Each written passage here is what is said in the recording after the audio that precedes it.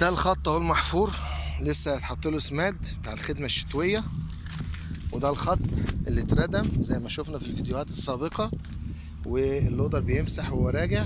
وطبعا بخليه يسيب ربع شوكه كده ولا حاجه في الاخر عشان نسمد شجر السور.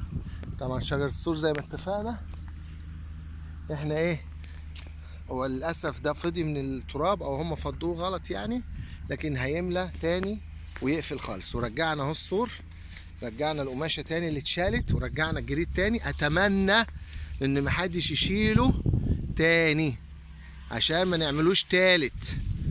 جريد اهو رجعناه، شايفين الهوا؟ اعذرونا في الصوت، احنا عاملين صوره اهو من القماش وصور من الجريد ومش خلصانين من الهوا والتراب برضو. تمام. وادي الخط اهو.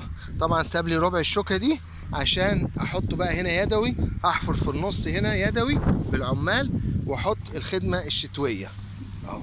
وادي الخط اهو. طبعا بقى حاجه محترمه جدا، وهو راجع لورا مسحه، يبقى منها حطينا سماد ومسحنا ال4 متر اللي في النص اللي ما بين الشجر او ال3 متر.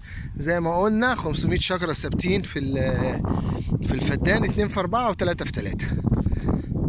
هم شغالين هنا على دراسه الجدوى دي. ده لسه هيتعمل اهو، وده لسه هيتعمل اهو.